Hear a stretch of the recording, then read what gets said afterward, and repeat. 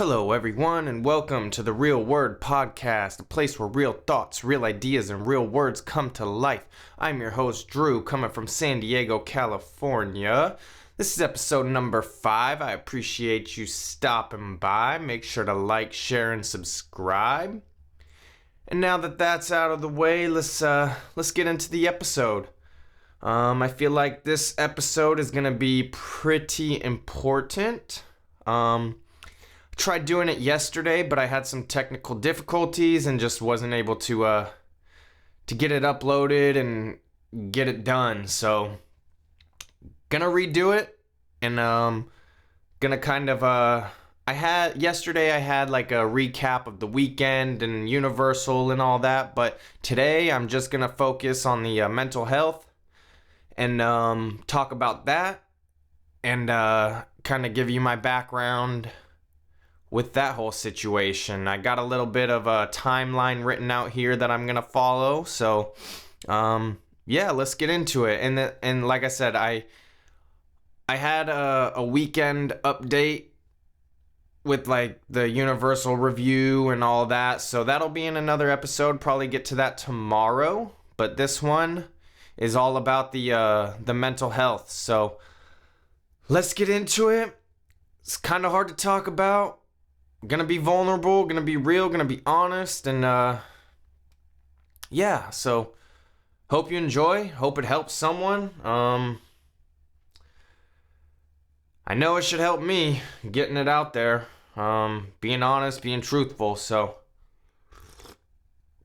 let's kind of get into it. I've always struggled with mental health. I know it really stems from when my parents divorced when I was about 5 years old. And from that time, it's always been a struggle. That abandonment when, my dad left, and he's still in my life. I actually live with him now, but being a kid and not having both parents there in the household, to me it affected me. It affected me pretty heavy. My dad, he did his best. He tried seeing us every other weekend, when he could. And he had moved back to Vegas, and yeah, he would make the drive every other weekend to come take me and my brother and, just have the weekend with us. But I remember those Sunday nights when he would be leaving to go back home, back to Vegas. It would be terrifying, man. It'd be terrible. It would just be, it would be awful. I'd be just torn apart just having my parent just leave like that. It was not fun. And of course my mom was there. She's always been there, but having both parents there, I believe, is truly, truly important. And when they got divorced, we had like family counseling. Me, my mom, my brother, we would all go. And so I've been in and out of counseling and therapy from a very young age. And I know about around 10, 12 years old, somewhere around there, I got diagnosed with depression. Probably put on meds. I was definitely put on meds at a really early age. And that's just one thing I've never really liked. I kind of hate how they prescribe medication at such an early age, especially when the brain isn't fully developed, your body's not fully developed, and I just think it can cause real problems. But hey, it is what it is. I stopped taking them at a pretty early on. I know that. I didn't stick with the medication. Maybe I should have. I don't know. Maybe if I would have stuck with it, I wouldn't have these problems that I have today. But hey, it is what it is. I just wasn't into it. So that was around 10, 12 years old, something like that. It's always been an issue. I was kind of in this weird long distance relationship from about 14 or so, and then around 15 I got admitted to a mental hospital. I actually met some really cool people in there. I wish I would be able to keep in touch with some of them today because there was a lot of cool people, but there's one dude that we're still close. We still it's been a while since we've hung out, but whenever I post something on social media like me feeling low or something like that, he's one that'll always reach out, and I appreciate that. So it was cool, like going to the mental hospital. I formed a friend for life. So that part's pretty cool, but it was that period of time was really tough. I was like in 10th grade of high school, and I was not feeling it. Like, I did not thrive well in a school setting, and especially with my mental stuff going on, and it was a really difficult time. And I was admitted to the mental hospital. I spent probably it feels like a month, but it's probably only like a week or two. And then I had to go back to school, and that was really tough. It's like you were ripped out of school, nobody knew where you were, and then coming back, it's like, what do you tell these people? Like, oh yeah, I was in a mental hospital. And in high school, like, you would just have this stigma on you, and I kept it to myself for the most part. Not too many people know that that's what happened, and I mean, I wasn't even a popular person or anything, so I didn't really have many friends, so nobody probably even really noticed that I was gone or there or whatever. But that's what happened. And a little bit after that, I think I was diagnosed with bipolar disorder. Not manic or anything, but I believe I was misdiagnosed. However, I was put on meds again around that age, and I hated it. I hated the meds again, and probably only took them for a few weeks, a month or so, and I just cut it out cold turkey. Like, I was like, forget this. And I remember one time I was just walking down by my house, the apartment we lived in, and I got super dizzy, super vertigo, and I believe it was because of just cutting out the meds, not weaning myself off or anything, just cutting it out. And it was that period of time. Again, it's always been tough for me. It's always been tough. I've always had like relationship problems. I've always had anger problems, commitment issues. And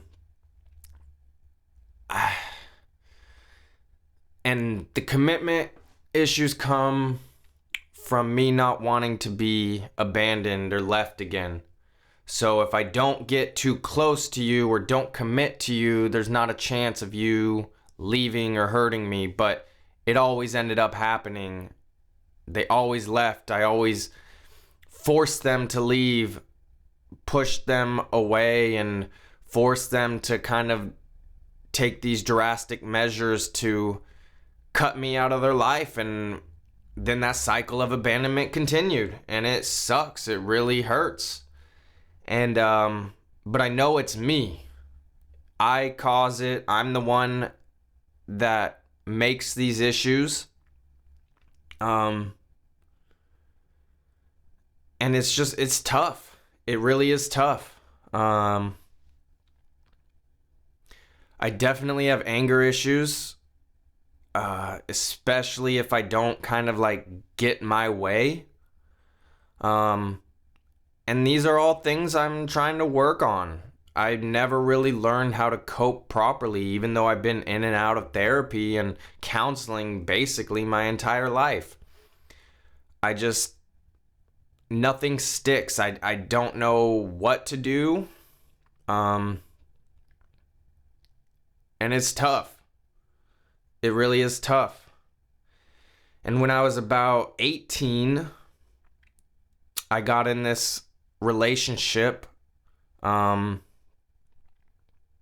But we never even really made it official. We were just always together. I think a couple times we maybe made it official, but we were on and off for close to 10 years. And there had been a couple breaks here and there. And then during one of our last breaks, I went and was in another relationship because I thought that's what I had to do. That's what I thought I was supposed to do because she said to move on, and I didn't really want to. I wanted to be with her. I want to be with her, but she kept saying she doesn't want to be with me, move on, blah, blah, blah, all that. So I tried it, and it didn't feel right, but me and this other girl lasted close to a year. And in that time, I learned about borderline personality disorder.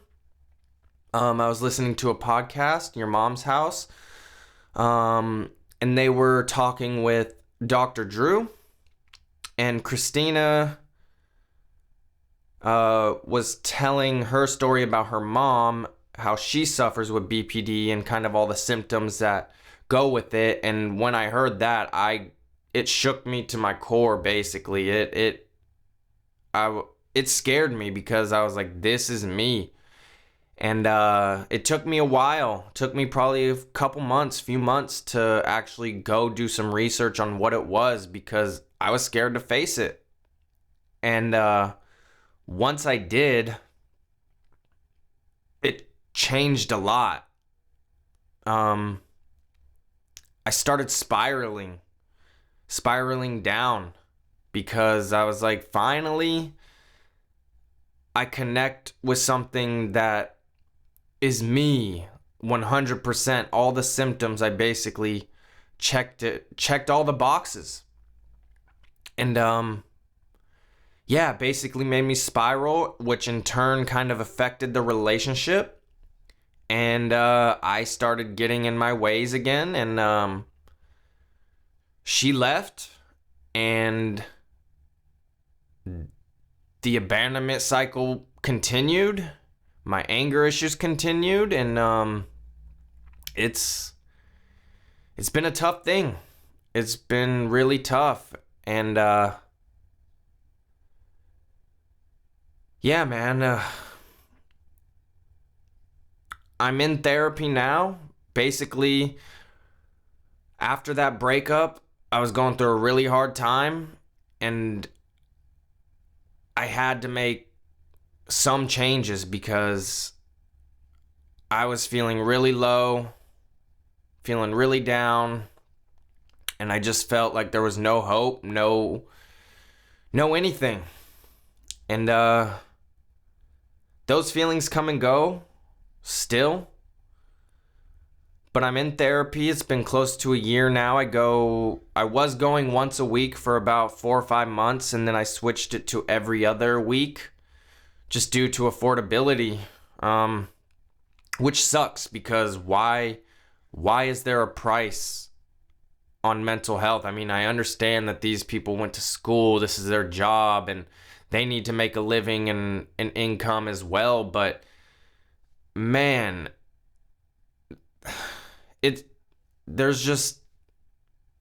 I need more help, and it costs too much, and it sucks that money's an issue, but money's always an issue with basically everything. So I'm doing what I can. I still go to therapy every other week, but it just doesn't feel like there's much progress because it's more of like a crisis control right now. It seems like in between sessions, there's always something bad that kind of happens, some stressor that we're talking about then, and we're not digging deep into these underlying issues and the root of the problem and how to cope and how to deal with things. And he tries his best. Trust me, he tries his best for sure, and I enjoy going. But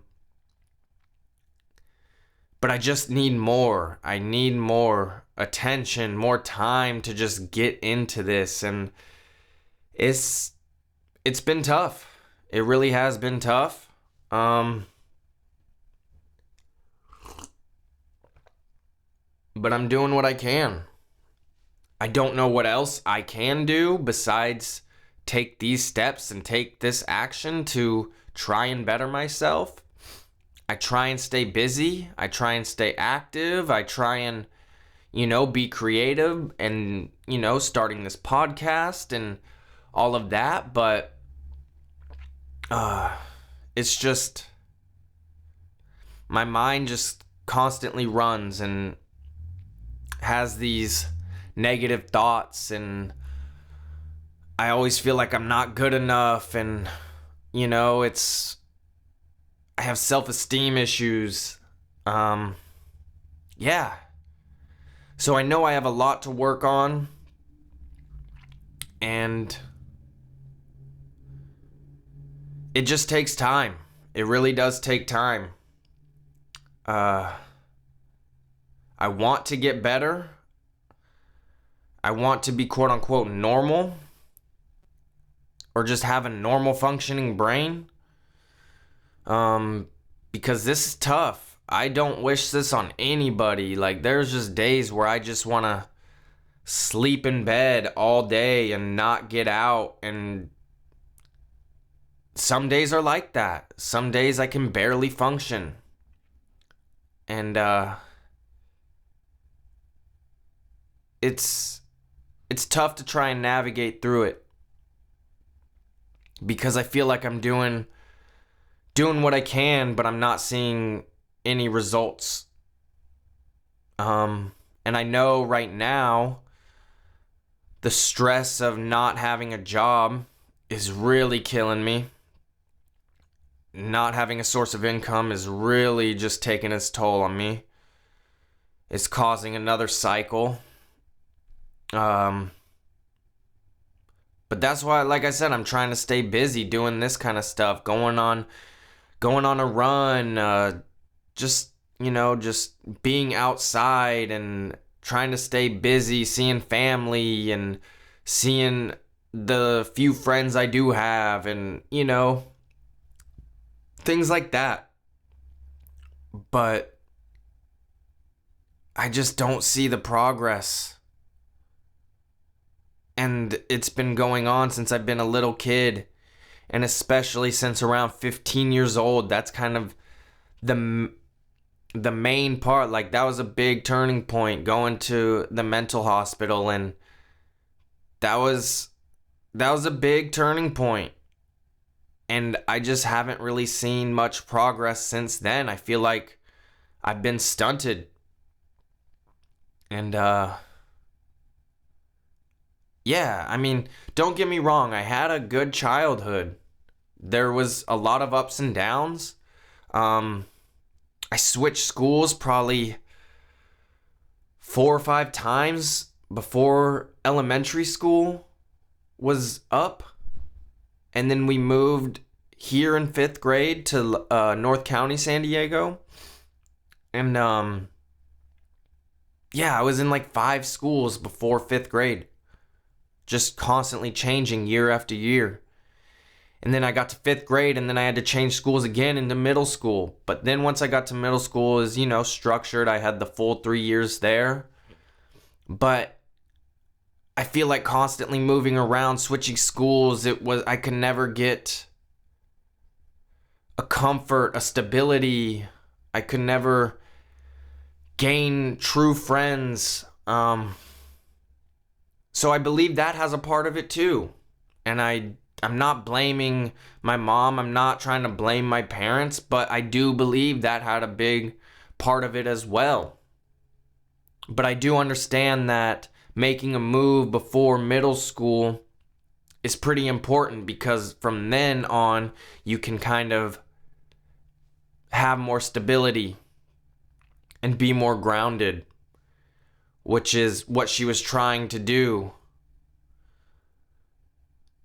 But I think the damage was already done just from, the divorce, the moving around, and, things like that. But like I said, I had a pretty good childhood. Like, my mom always was doing things to, you know, go on trips, little vacations. We went to Hawaii once, and we had a bunch of family in Vegas, so we would always take trips out to Vegas. And both my mom and my dad had family in Vegas, so we were always going out there for holidays and things like that. So I'm not trying to like discount my childhood at all, but a lot of my issues stem from my childhood as well. And I know that for a fact. But it's just learning how to kind of cope and deal with these things. And I just don't know how. I don't know how. It's a really tough thing.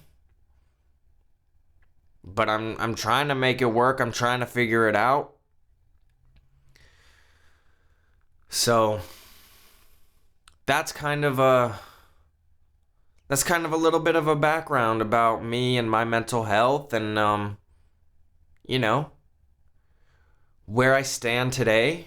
It's still a struggle, and I've been going through it, especially over these last few weeks, being kind of unemployed but still employed. My boss just won't lay me off, but he won't schedule me to work. It's really frustrating. So I've been feeling it. I've been feeling really low lately, and I've posted that on social media, and I appreciate everyone who has reached out and made sure I'm doing okay and checking in on me. I do appreciate it. It does mean a lot, but it's not the same as, it's not who I want to reach out. It's not, I post that stuff kind of in hopes someone else will see it, but at the same time right now they have me blocked, so they're not even gonna see it. So I don't know what to do at these times, so I just post on social media. And like I said, I do appreciate everyone who has reached out and has been checking in, because it does mean a lot. It shows me that people care. Shows me that there are people there for me. But it's not the same. I need that love from that person I'm seeking it from. And I just don't know if I'll ever get it. I really don't. But I gotta take these steps and try and better myself. I really do. So that's where I'm at. That's what's going on here. I hope that gives a little bit of insight to you all. Gives you a little bit more of a background about me, how I think, how I operate.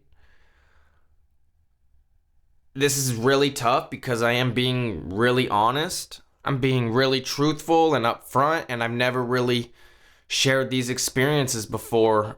Only certain people know about it, about my history and what I've gone through.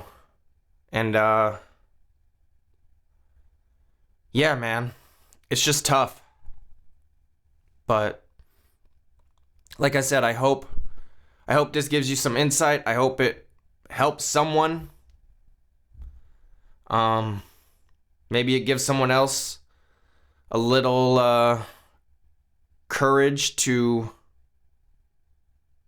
maybe seek help, or at least know that they're not alone, because I feel like I'm alone sometimes. I feel like I have nobody. But there is people there. I do know that, because there has been people who have reached out to me, and I appreciate it. So I think we're gonna end it here. And yeah, appreciate you guys stopping by. Make sure to like, share, and subscribe. All that good stuff. Maybe leave a comment. And until next time, peace.